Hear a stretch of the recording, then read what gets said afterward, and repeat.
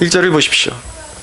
우리가 배를 타고 이달리아에 가기로 작정되매 라고 말씀하고 있습니다. 드디어 로마로 가는 문이 열리게 되었습니다. 가이사랴에서 바울이 2년 동안이나 구류되어서 재판에도 진전이 없는 것 같고 그의 복음 전파에 진전이 없는 것 같았지만 하나님의 계획은 철저하게 오차가 없이 그 순간에도 펼쳐지고 있었고, 이 대목을 통해서 우리에게 분명히 하나님께서 말씀하시는 것은 무엇이냐면 하나님의 구속 역사는 반드시 성취된다라는 것입니다. 시간이 더디가는 것 같지만 하나님의 구원 역사는 반드시 성취되는 것입니다. 그래서 하나님께서 모든 인류 가운데 택하신 하나님의 백성들을 모으신 다음에 하나님의 예비하신 처소 천국으로 모두 영접해 드리시고, 그 이후에는 천국의 문이 닫히고 믿지 않는 자들이 정말 어둠 속에서 절규하며 영원한 심판으로 들어가는 일들이 반드시 일어나게 될 것입니다. 그러므로 여러분, 우리는 한순간도 하나님을 놓치지 말고 하나님의 구속 역사에 쓰임받는 사람들로 서야 하는 것입니다. 이제 바울의 항해가 시작되었습니다. 처음에 이제 가이사랴에서 시작된 항해가 이제 시돈이라는 곳으로 가서 먼저 한번 쉬게 됩니다. 그것이 바로 2절, 3절입니다. 아시아 해변 각처로 가려 하는 아드라무테노 배에 우리가 올라 항해할세 마게도냐의 데살로니가 사람 아리스타고도 함께하니라. 이튿날 시돈에 되니 율리아가 바울을 친절히 대하여 친구들에게 가서 대접받기를 허락하더니, 하나님께서 바울의 이 항해 가운데 지금 죄수의 신분입니다. 항해 가운데 주신 은혜가 있습니다. 죄수의 신분으로 가는 항해 가운데서도 주신 은혜가 있습니다. 그것이 무엇이냐면 그들에게 영적으로 동행하는 친구들이 있었다라는 것입니다.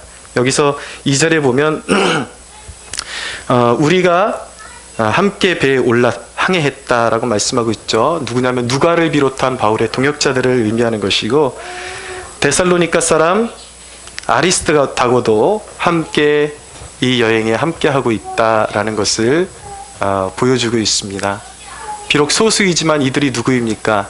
하나님 나라의 군사인 것입니다. 비록 소수이지만 하나님을 중심으로 뭉친 이 친구들을 통해서 대적의 어두운 견고한 문을 부수고 하나님 나라를 성취하는, 하나님의 사명을 성취하는 일을 반드시 이들을 통해서 이루어지게 될 것입니다.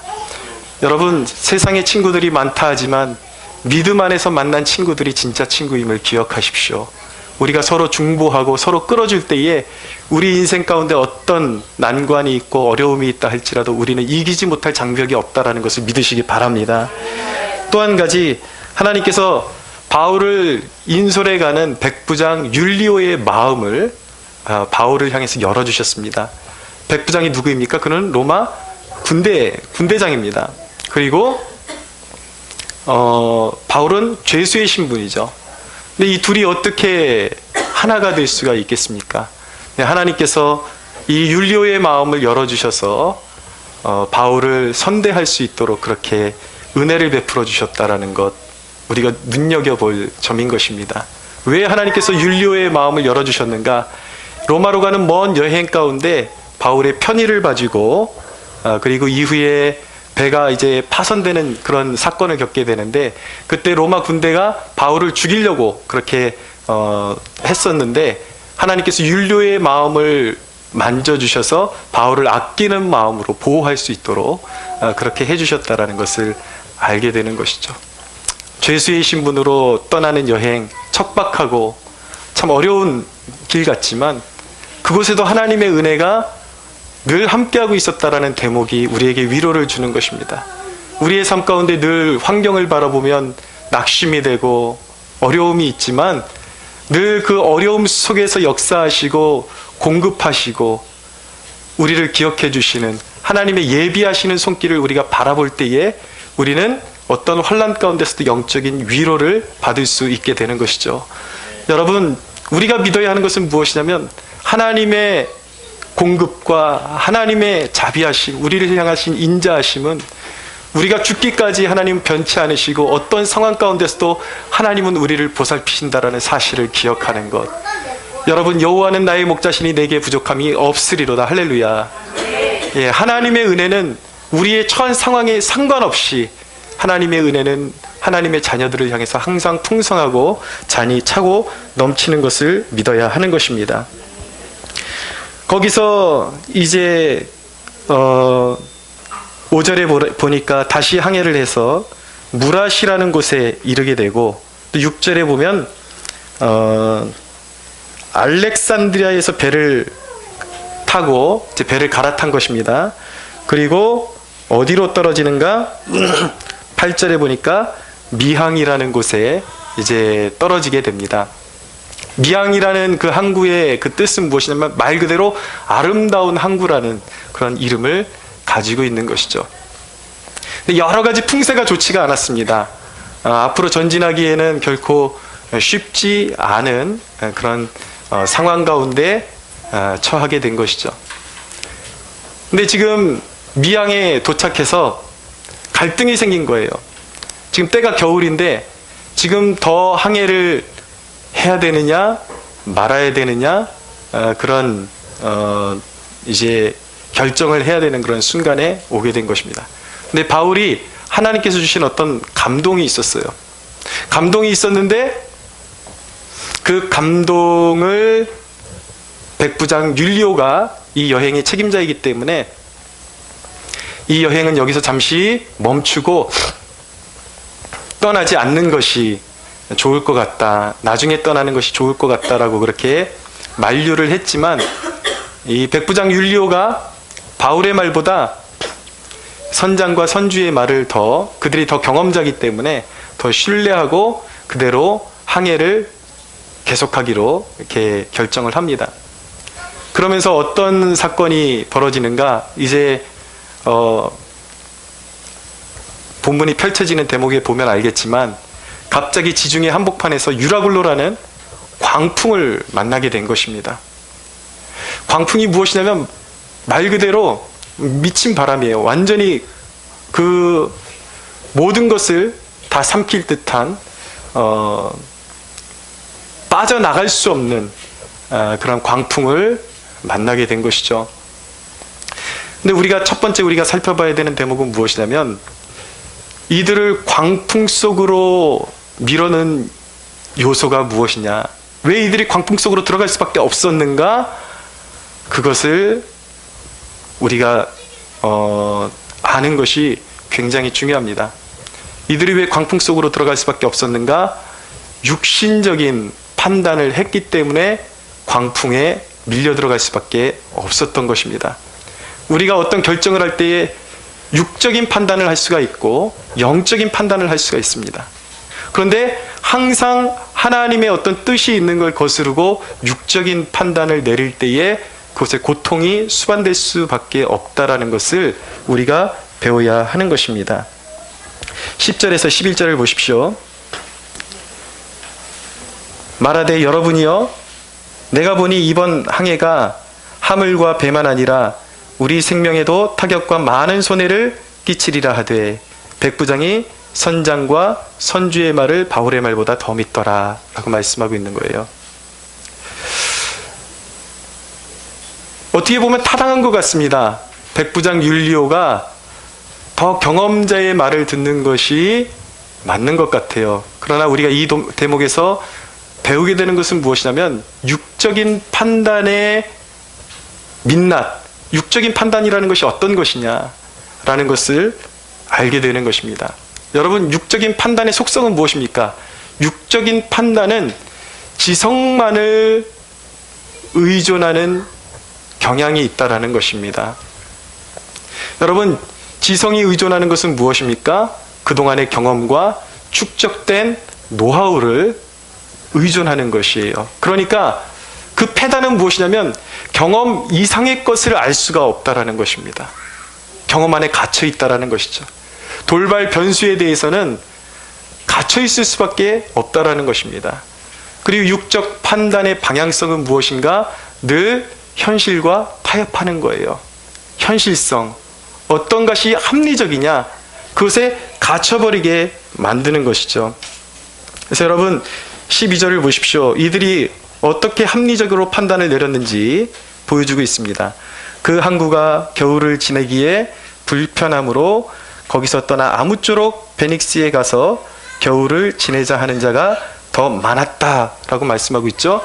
자, 그들이 바울이 만류함에도 불구하고 하나님이 주신 어떤 감동이 있어서 만류했음에도 불구하고 계속해서 항해를 하기로 결정한 것이 뭐예요?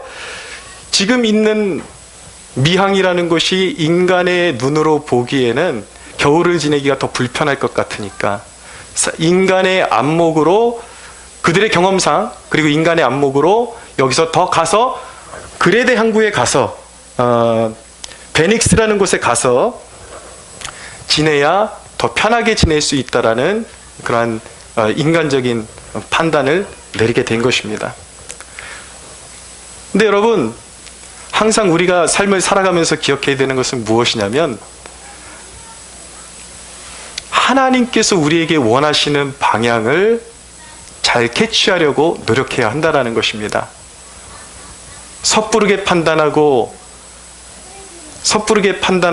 인간의 편의가 있는 곳으로 선택할 때에 하나님의 뜻을 무시하고 거기에는 반드시 환난이 도사리고 있을 수밖에 없다라는 것을 보여주는 것이죠. 13절을 보십시오. 남풍이 순하게 불매 그들이 뜻을 이룬 줄 알고 라고 말씀하고 있어요. 인간이 얼마나 어리석습니까? 그냥 눈에 보이는 게 전부인 줄 아는 거예요.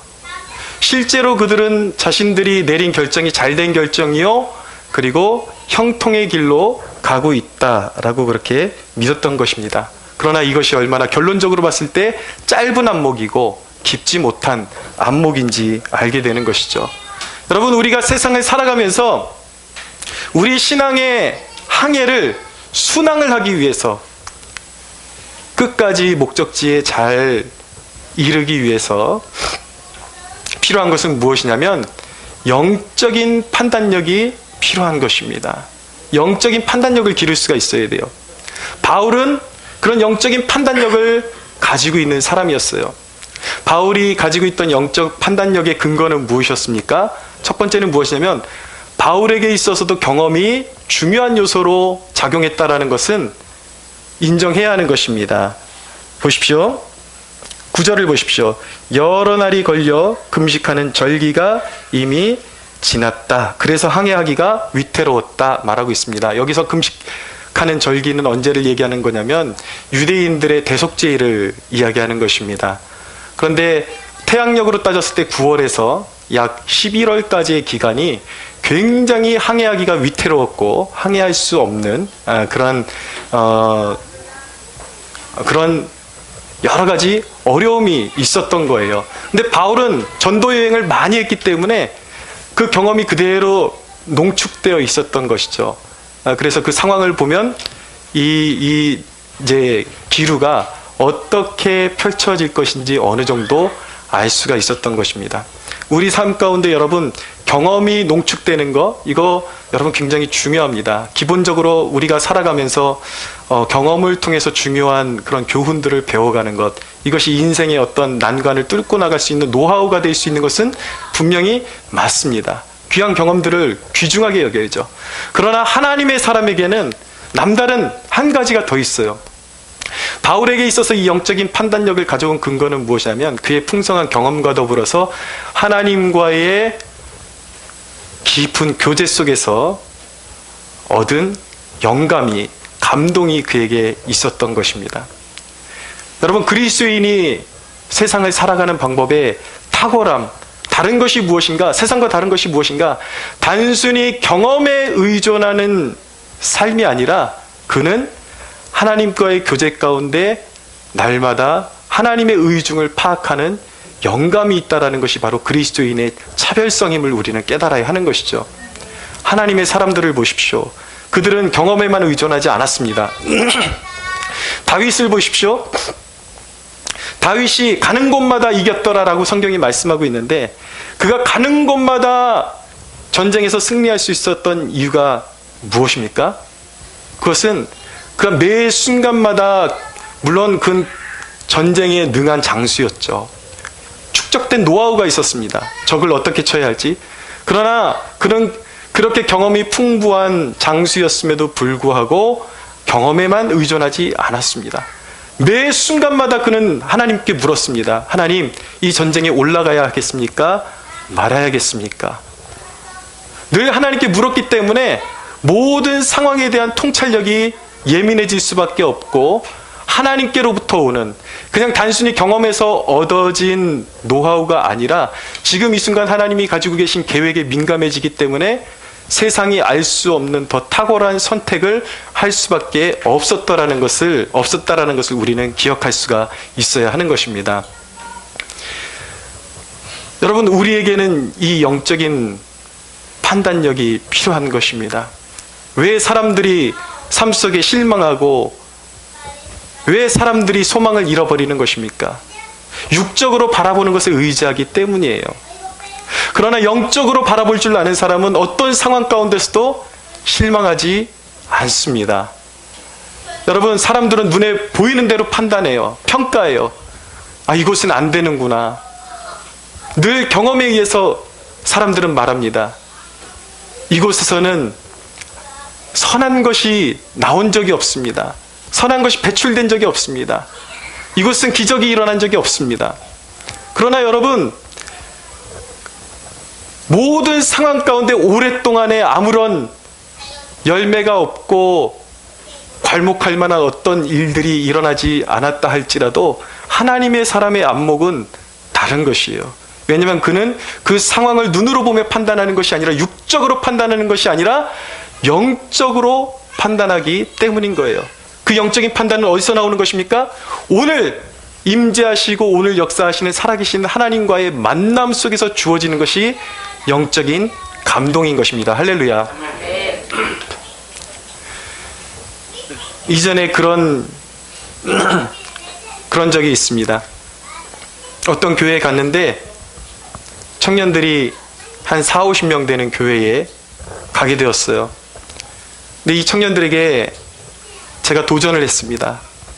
우리 요번에 한 100명 정도 목표를 해서 전도 집회를 한번 가져보자고 도전을 했어요. 그랬더니 청년들이 하는 말이 무엇이냐면, 목사님이 시키는 대로 다 해봤습니다. 그런 방법 예전에 있던 교육자들도 이미 다 해봤습니다. 그러나 우리가 이제까지 경험해 왔을 때에 5명 이상이 초청돼서 온 적이 없습니다 라고 이야기하는 거예요. 그래서 제가 이야기했습니다. 아니다. 그동안에 너희들이 가지고 있던 노하우, 축적된 그런 경험들 다 버려라. 오늘 하나님께서 하신다 그러면 하는 것이다. 할렐루야. 다른 방법이 필요한 게 아니다. 너희들의 믿음을 새롭게 해라. 오늘 하나님께서 말씀하시는 것이 무엇인지 거기에 귀를 기울이라고 도전을 했습니다. 별다른 거 한 게 아니에요. 그 믿음을 가지고 기도하게 만들었어요. 소망을 갖게 만들었어요.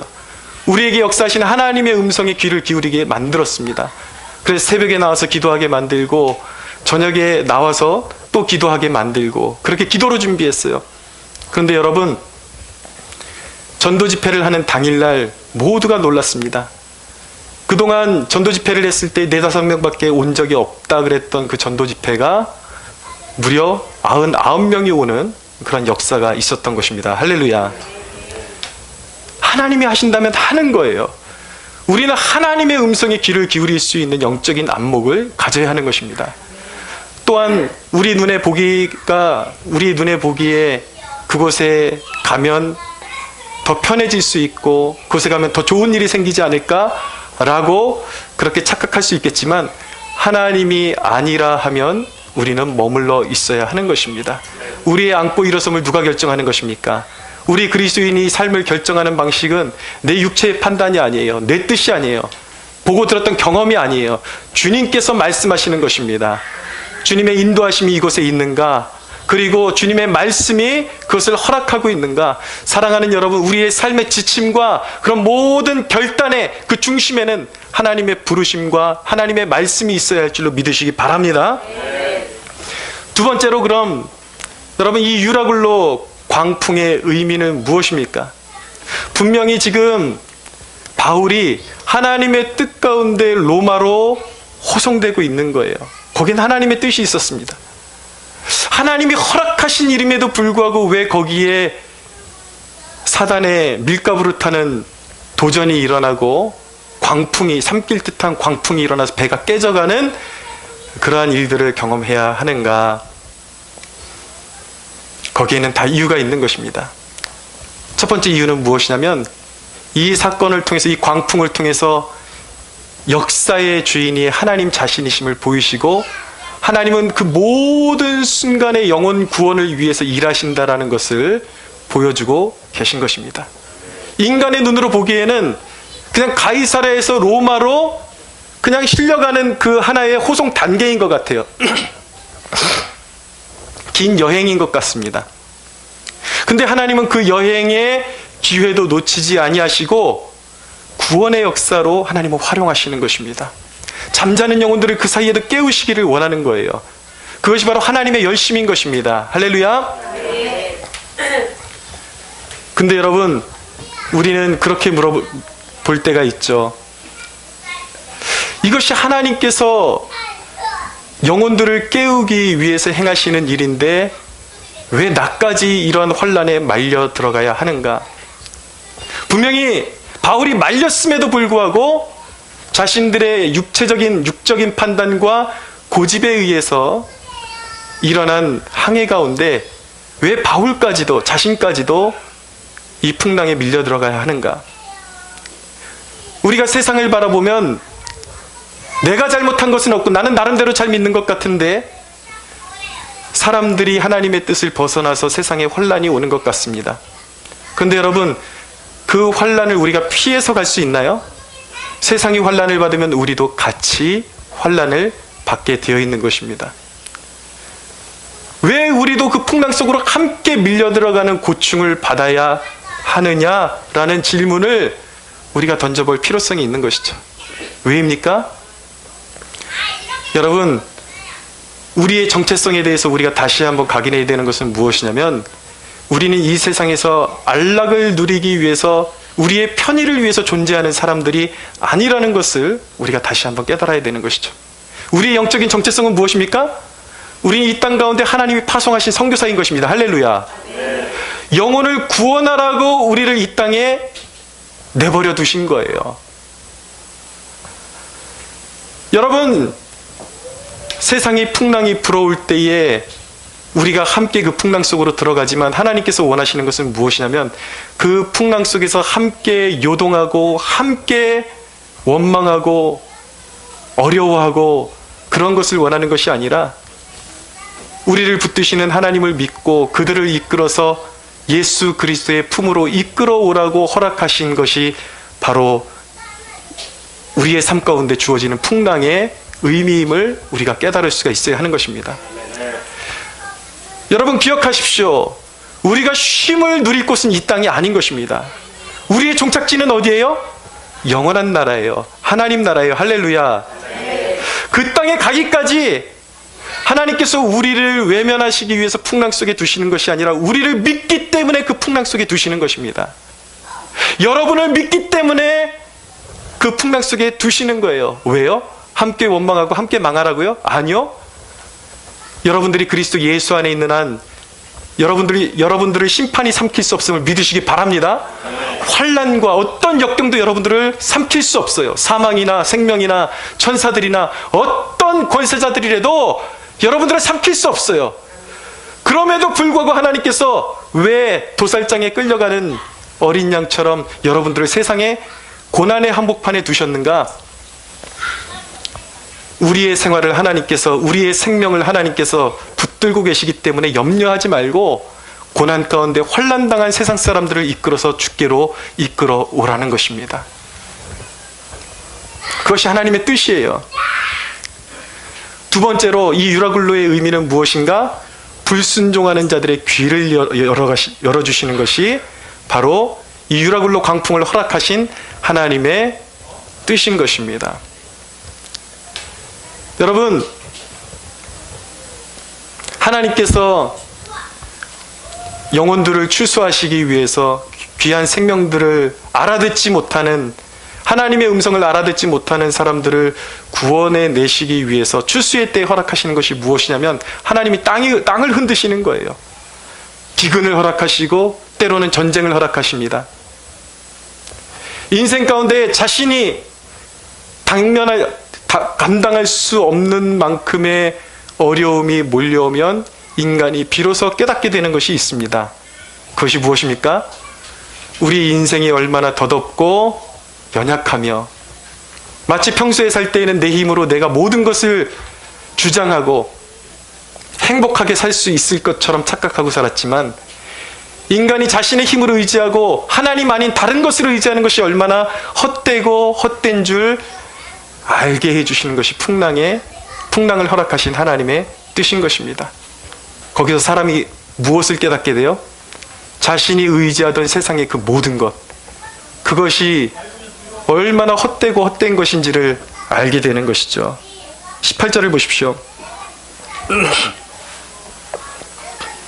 우리가 풍랑으로 심히 애쓰다가 이튿날 사공들이 짐을 바다에 풀어버렸어요. 이 짐이 무엇인지 아십니까? 비상식량까지도 다 풀어버린 거예요. 그리고 19절을 보십시오. 비상식량까지도 쓸모없는 그런 격이 돼버리니까 그래도 견디다가 사흘째 되는 날에 배의 기구를 그들이 손으로 내버렸다라고 말씀하고 있어요. 안전을 위해서 필요한 기구들까지도 그들이 내어버렸다라는 것입니다. 막상 풍랑이 다가오니까 비상식량조차도, 생명을 위한 비상식량조차도, 안전을 위한 도구조차도 쓸모없는 것이구나. 인생의 우리의 힘으로 어쩔 수 없는 난제들 가운데는 우리가 그렇게 소중히 여기고 의지하던 것, 이것만 있으면 인생의 어떤 어려움도 이길 수 있을 거야 라고 믿고 있던 것들도 다 무용지물이라는 것을 비로소 깨닫게 되는 것이죠. 사람이 마음이 낮아지게 됩니다. 죽음의 사선 앞에서 마음이 낮아지게 되는 것이죠. 그래서 사람이 얻는 축복이 무엇입니까? 그때 비로소 하나님의 말씀이 들려오기 시작하는 것입니다. 오늘 말씀해 보니까 이제 드디어 그들이 풍랑 속에서 이제 다 배가 깨져가고 죽음의 사선을 넘는 그 선상에서 짐을 다 내어버리고 나니까 바울의 목소리가 들려오기 시작하는 거예요. 그러니까 바울이 뭐라 그럽니까? 21절을 보십시오. 여러 사람이 오래 먹지 못하였음에 바울이 가운데 서서 말하되 여러분이여 내 말을 듣고 글에 대해서 떠나지 아니하여 이 타격과 손상을 면하였더라면 좋을 뻔하였느니라. 내가 말했지 않느냐. 하나님이 그렇게 말씀하셨다고, 항해하면 안 된다고 그렇게 말했지 않느냐. 고난의 항복판에 들어오니까 이제 죽음을 앞둔 그런 사선 앞에 서게 되니까 이제 비로소 바울의 목소리가 들려오기 시작하는 거예요.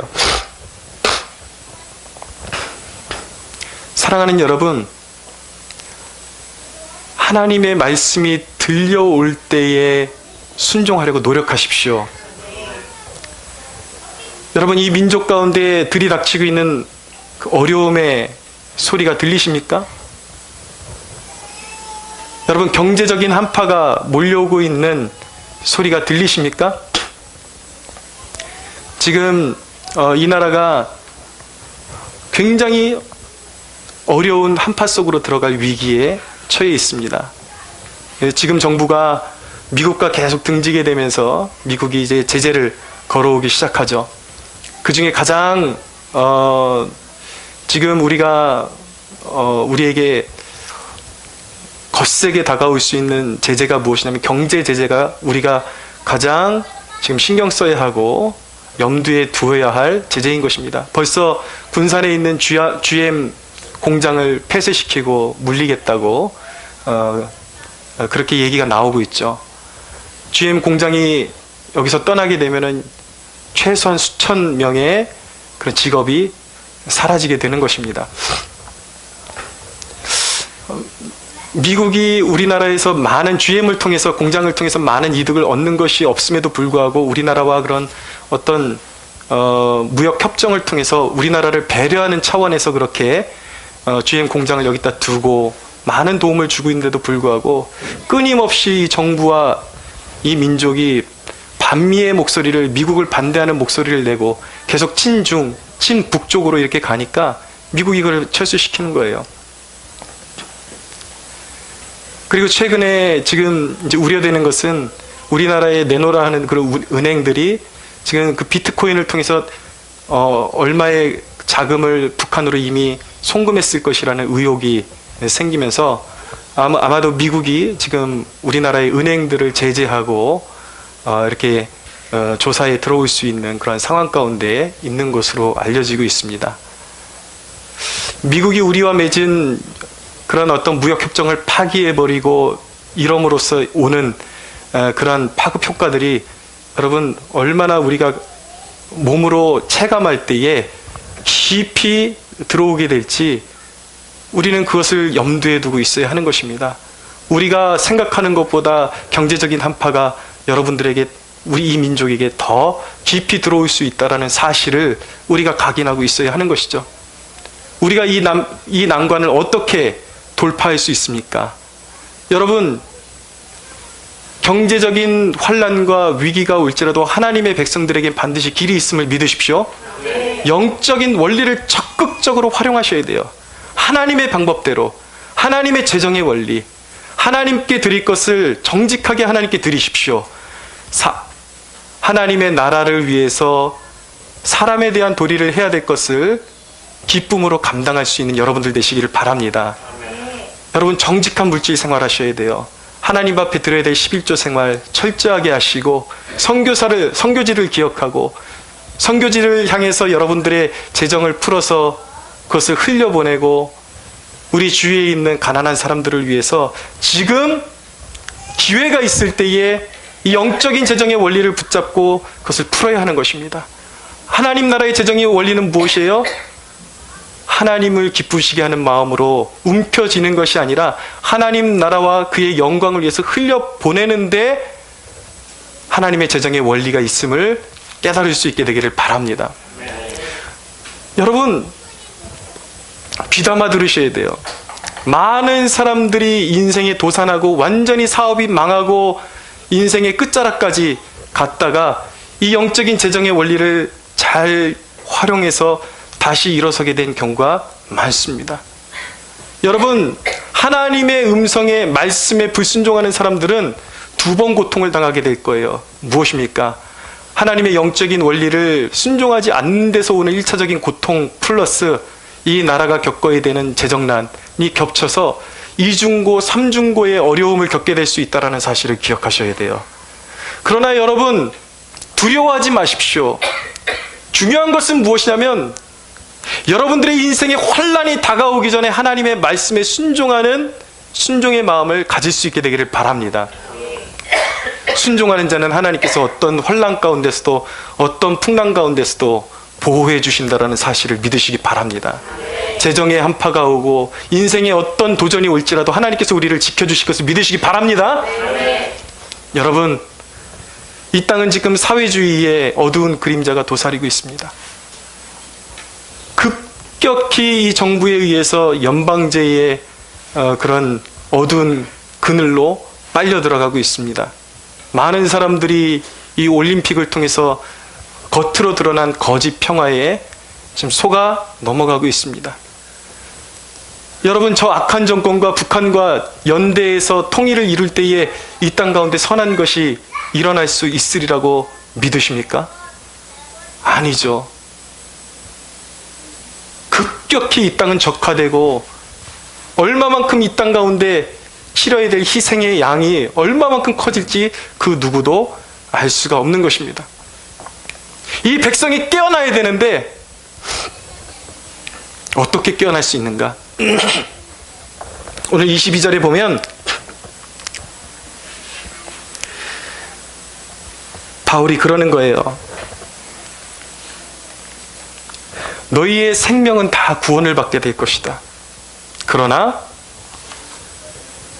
배는 완전히 깨지게 될 것이다. 그러니까 배가 다 깨지게 배가 다 깨어지게 되고 그 대가로 생명을 얻게 될 것이라는 그런 말씀입니다. 이 대목을 묵상하면서 제가 느낀 것은 무엇이냐면, 이 땅에 잠들어 있는 교회가 진실로 깨어나려면 정말 배가 깨어지는 그런 고통이 필요할 수도 있겠구나라는 그러한 생각을 하게 됩니다. 여러분, 우리가 기도하고 바라야 되는 것은 무엇이냐면, 이 민족이 깨어날 수만 있고 한국교회가 다시 깨어나서 영적인 거룩함을 회복할 수만 있다면, 하나님, 잠시 잠깐의 유라굴로 강풍과 같은 그러한 풍랑을 통해서 이 땅이 다시 빚어지고 이 땅의 백성들이 깨어날 수만 있다면, 하나님, 우리가 잠깐 동안의 이 유라굴로 강풍을 견딜 수 있는, 감내할 수 있는 인내를 주시고 이 민족을 새롭게 빚어 주시옵소서. 할렐루야. 우리에게 필요하다면 이 광풍을 주셔서 이 잠든 교회를 깨워주시고 새롭게 빚어주셔서 영원한 멸망으로 가는 대한민국, 한국교회가 아니라 다시 빚어져서 하나님의 영광을 드러낼 수 있는 그런 교회로 우리를 세워 주옵소서. 할렐루야. 우리가 그렇게 기도해야 할 줄로 믿습니다.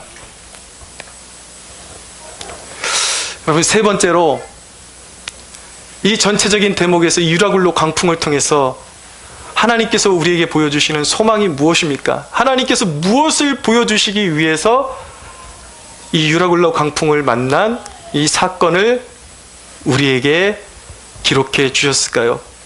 여러분, 그렇지 않습니까?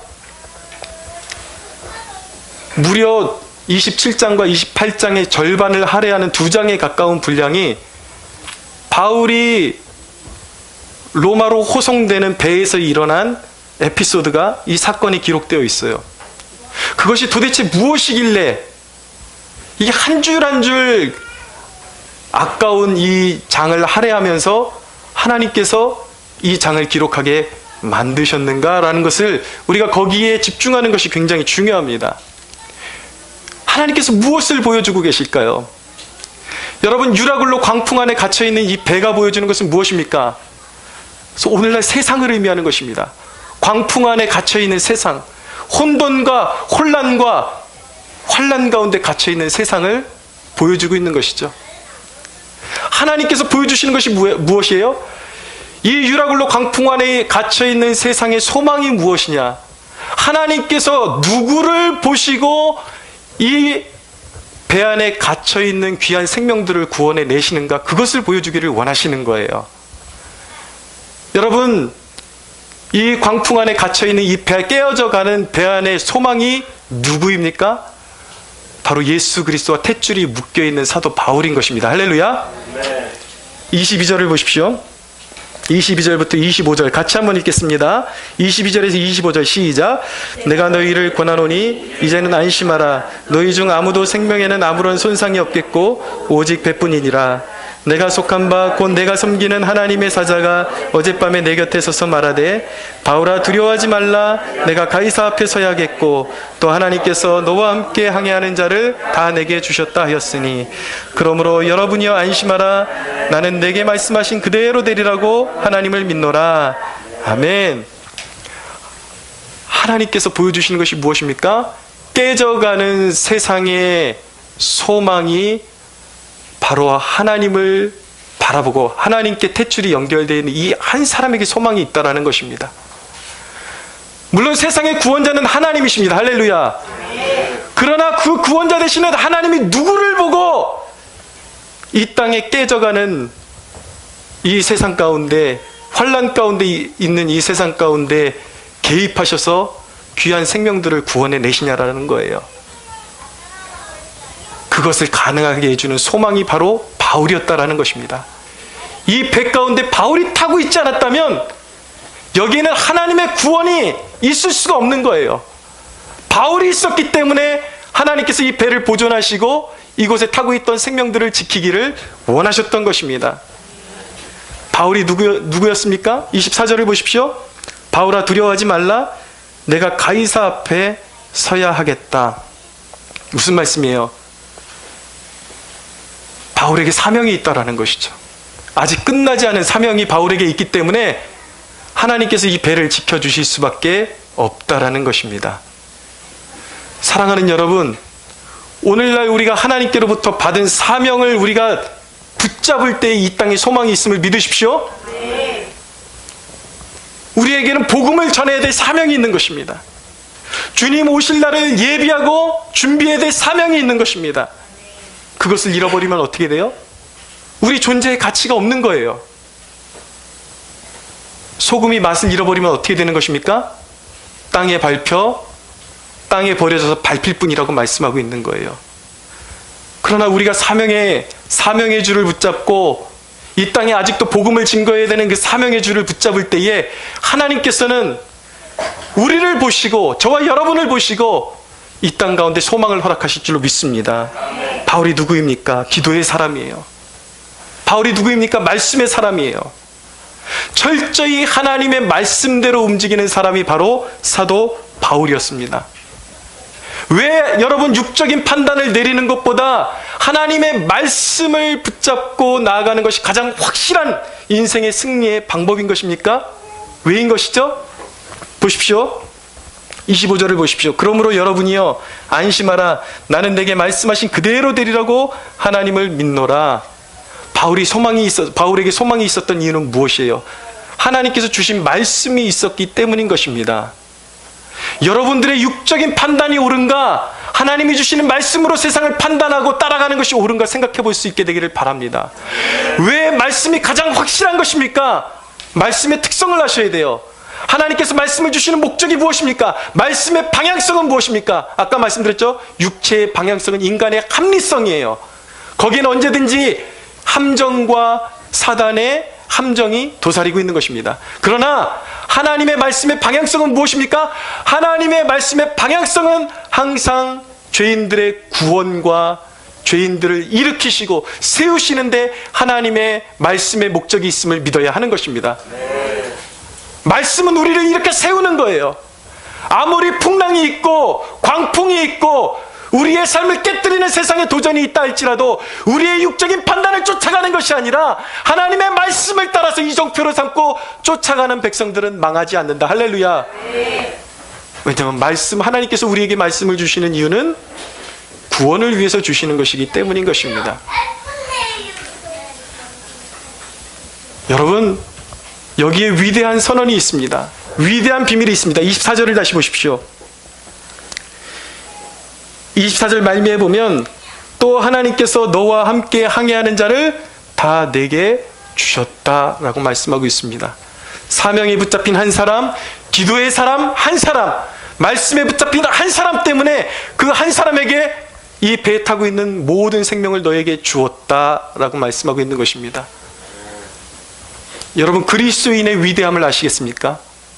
저와 여러분이 세상적인 관점으로는 뭐 하나 잘하는 것 없고 연약함 투성이지만 뭘 잘해서가 아니라 저와 여러분이 뭔가 뛰어나서가 아니라 우리는 연약한 질그릇이지만 하나님의 말씀을 붙잡고 있고 이 땅 가운데 하나님의 진리가 퍼져나가기를 원하는 그 소원함을 가졌다는 그 한 가지만으로도 하나님께서 유라굴로 광풍과 같은 그런 광풍에 처해 있는 이 민족을 구원해 주실 수 있다는 사실을 믿어야 하는 것입니다. 저와 여러분에게 이 민족의 미래가 있습니다. 믿으십시오. 그러므로 여러분, 우리가 어떻게 살아야겠습니까? 깨어나야 하는 것입니다. 아직도 세상 재미 보고 살려고 그러고 아직도 기도의 줄을 놓고 아직도 영적인 사명을 깨닫지 못하고 사랑하는 여러분, 땅에 버려져가는 소금처럼 그렇게 처량한 인생을 살아가지 마십시오. 저와 여러분들의 정체성, 하나님께 부름받은 이 세상을 위해서 중보하는 미랄로서 부름받았다라는 이 사명을 우리가 되찾고 우리가 기도로 썩어짐으로 말미암아 그렇게 할 수만 있다면 이 땅 가운데 아무리 사회주의의 어둠이 먹구름이 몰려오고 이 땅 가운데 경제의 어떤 어려움이 몰려오고 경제 제재가 몰려오고 이 땅에 험난한 고난의 먹구름이 몰려온다 할지라도 저와 여러분들의 기도를 통해서 하나님께서 이 나라와 이 민족을 구원의 항구로 이끌어 주실 것을 믿으시기 바랍니다. 우리 하나님께 영광의 박수 올려드리겠습니다.